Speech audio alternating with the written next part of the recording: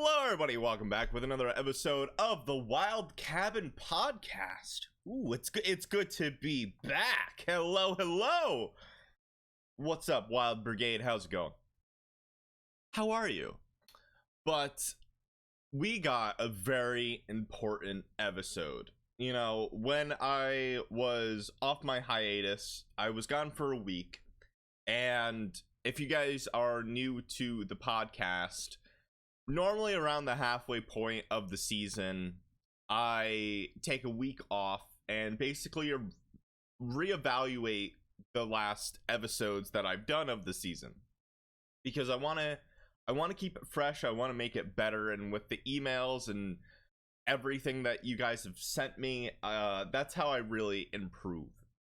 And first off, I thank you very much. At this rate, we have about maybe 12 more episodes, because 6 more episodes we are going to season 4, and then at the end of season 4, that is our current stopping point, unless if people love it. So keep on sending those emails, because it helps me and it helps people out in the station on what we do next. So yeah, so thank you for that. Second of all, this is going to be a very, very serious topic. So if you're not ready, if you've experienced it before, I'd love to hear your feedback. What did you do to overcome it? But we are talking about cyberbullying. We've talked about bullying before, and a lot of people do not know how bad cyberbullying has happened within the last few months alone, if not 2 years. There has been a 70% increase in cyberbullying. How insane is that? And a lot of people don't even realize, be like, oh my god, really? Yeah. I forgot, because I'm not in school and everything, but the main sources are basically, currently the highest one was Zoom, and then in second place, TikTok. I'm not a fan of the TikTok. I know very little about TikTok, and I do apologize. Maybe in the future I'll do some twerking videos. Absolutely. Maybe some comedy. What's your favorite type of cheese? You know, comedy. But the main reasons are reasons that blow my mind. Okay, the first reason why cyberbullying has increased is simply because of boredom. Studies have shown, because of boredom, they're just like, I'm just gonna go bully someone else on the internet, because they're bored. Their time is not occupied that well, and I'm just like, wow, you know, when I was bored, I either took a nap or ate some food or something.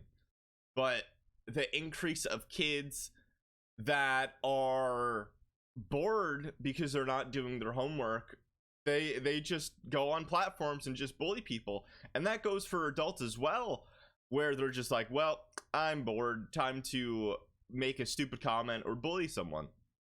And I'm like, really? Like, if you're afraid of going outside, I get that, but there are tons of things to do to stay inside and just not harm anybody else. Like, the famous phrase was, sticks and stones may break my bones, but words can never hurt me. That's not true. Or words could hurt me, something like that. Everything hurts at the end of the day. If you throw an insult, or if you virtually throw a stone at someone, it's gonna hurt them. So mind your P's and Q's. Even if you don't know the person, even if you don't like the content, simply just shut up. I mean, that's about it. Just shut the hell up. And I'm not saying, like, oh man, like, if you're trying to be critiqued, comment, that's a totally different ballgame. You know, I think negative comments, that's what people remember, and that's what helps them improve, or it makes them break down. Personally, I love critiquing. myself and the comments that people send me, I'm just like, oh wow, I'm like, I never thought of that. And I get it. Second reason with cyberbullying being so popular is because the decreased supervision online. I completely get this, and I never would have thought about this. I just wouldn't. Parents are probably at work, they can't see you. I know several teachers online that basically just, they can't do anything, so they're just like, do your work and that's it, report back to me in like an hour or something. And then the kid's just like, oh, I have no internet or whatever. And I'm like, I never thought of that either. I'm like, the feedback that I've gotten from emails, stupid things like death threats over something, over somebody's different color hair, or transphobia or something like that. That's a serious topic. And I'm always the type where the reason why kids learn languages like the F-bomb and cursing and just racist remarks is simply because the parents are not there to protect them what they listen to on the internet. And it baffles me. It truly baffles me. If you have an iPad, that is not a teaching method. Oh, but Joe, you don't have kids, it calms them down. I bet it does, but if you jingle keys right in front of them, they'll be like, oh, they'll be amazed too. There's so many things that no matter what, you're just giving excuses. With teachers, I've got a lot of emails be like, it helps them learn. We play math games on it. It helps them read a book. That, good job. Good, like, clap, because I am not shitting on you for that, simply because those electronic devices in school, they have a content barrier where they can't go outside the realm of internet. It's just strictly learning stuff. And parents don't even realize, oh my god, like, I could censor what my child sees, and simply that's a duh. That's simply a duh. And it just boggles my mind. Be like, I don't get it. There's no reason that you could give me that a youngin should have an electronic device. It's just simple as that. You watch over them. There have also been random stories. Be like, Joe, you're wrong. Okay, look, listen to this. On a random note, there have been several kids out there. Several, not dozens, thousands upon hundreds of thousands, where the parent has their linked credit card to Amazon and the kid buys so much stuff. And guess what? You can't return it. There was a story about a month ago out of this recording in January, and this child bought an $8,000 scooter. And guess what? You can't return that. They're just like, no, it's your fault. And it was just a whole ordeal.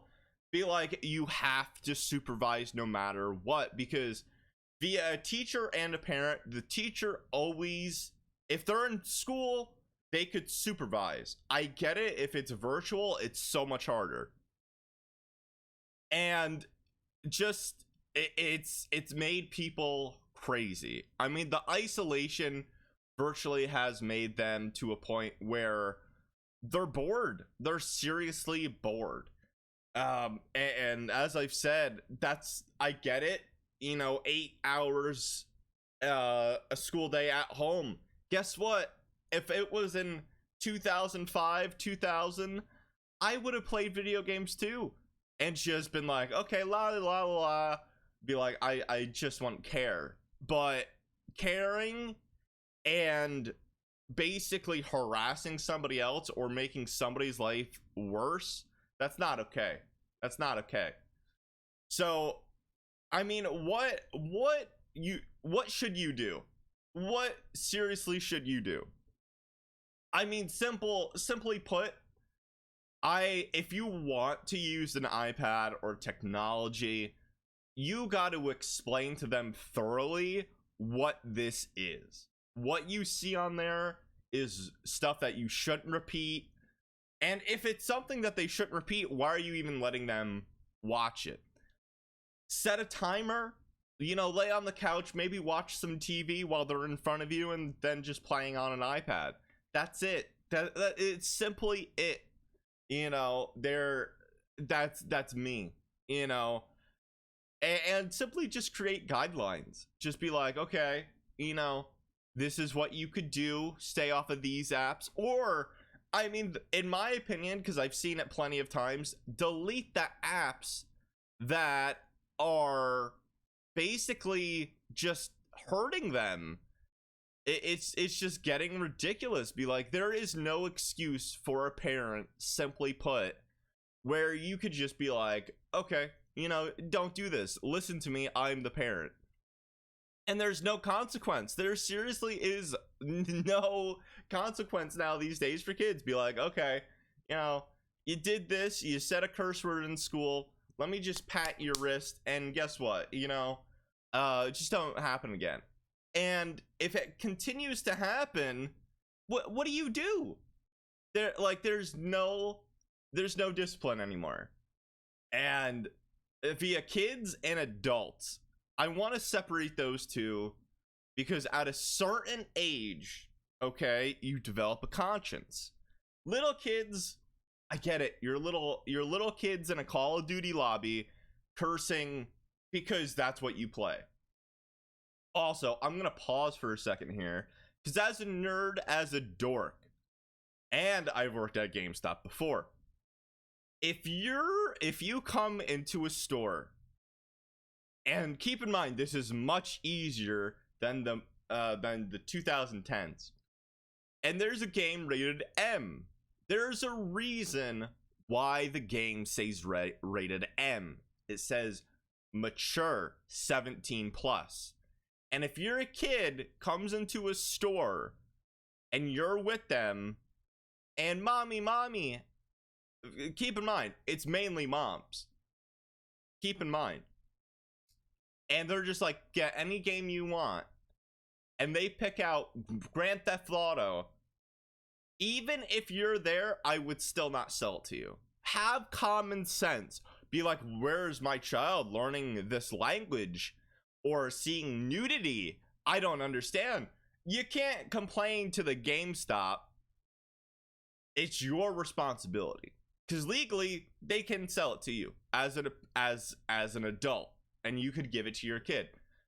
I never did that. I never did that. I'm like, you come in the store? Nah, I don't care. Yell at me. It's just, I would not feel good as the seller, nor if that was my child. Be like, absolutely not. Be like, yeah, bring it on. Be like, oh, it keeps them occupied. So? Like, there are tons of things to do. But absolutely not. Have some common sense. And speaking of that, one thing that I want to say is why like, I say have common sense a lot. There is no such thing as common sense. I learned that in the military. That is one thing they teach you. You cannot assume what somebody else knows. Maybe it's not so common. But, and I apologize. I apologize. But maybe you're just stupid for doing that. Or maybe you don't see the after effects. Because once you do, okay, if you do, okay, and they start cursing, especially for GTA 5, there's a lot of racist profanity in there. Let's say they say a word and you hear it and you're just like, oh, that is the time to take action. Not the second, not the third, not the fourth, not the 10th time. You got a parent and you got a discipline. That's simply it. Joe, are you saying hit my child? Be like, that is barbaric. No. But you need to teach them some way, shape, and form where you need, so they know not to do it again. Because if they say it in your house, then they're going to take it in school. And then if they take it in school, they're going to take it online. And that's it. Parents, one, I just don't think they care anymore either. It's just the boredom, and they're just like, okay, it'll make my kid shut up because I've seen it plenty of times before. It stems from media, and the earlier the kids get on media, it's just gonna morph them into something that you probably don't want to see. And I'm a realist. You know, this isn't sponsored by stopbullying.gov. But if you are having bullying problems, visit that website. But especially from experience, a lot of things roll off my shoulders because I don't really care. If it's, I just don't. But it hurts me inside that we have come to allow that it's okay. Where I'm not going to say bullying's okay, but there's just so much things to do. Where I like, simply put, you know, there are things in school that help awareness of it, but I think there should also be a parent demonstration on bullying as well. The signs be like, I feel like the only signs is that you see is if it was physical bullying, and then they would do anything. And if you're a child listening to this and you're getting bullied or anything, tell an adult. I mean, simply as put, it's okay to back away. You know, I don't want to say don't take things on the internet too seriously, or a troll or a stupid idiot. Because, I mean, the silliest things when you're a teenager, an adult, could get under people's skin. And just the rude things they say. But it's something that I'm not going to say will ever be stopped. You know, as I've said with the bullying episode, I've talked about more bullying in another episode. Because it means a lot to me. Cyberbullying is... I'd never been on the internet until I was 16, 17 years old. I think maybe that's because I was in a smaller town. We did not have developed a lot of things. And maybe that's why. I didn't have my first cell phone also until I was 16, 17 years old. So we didn't have apps. So the kids, the COVID babies, and everybody in between grew up with internet, apps, technology. It's the way of the future. It's evolving as human beings. But what I want people to do is, like I said, mind their P's and Q's. Say how you feel in a productive manner, because 9 times out of 10, that's what's gonna get done. So if you're a parent, please keep an eye out.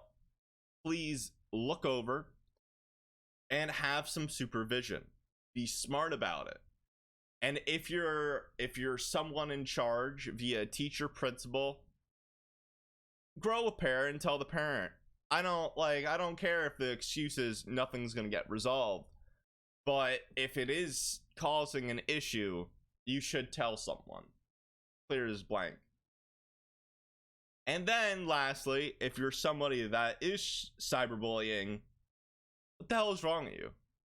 Grow up, be smart, care about yourself, because if you're lashing out with your own insecurities, fix yourself before you say anything about anybody else. Simple. Think before you write a comment. That's it.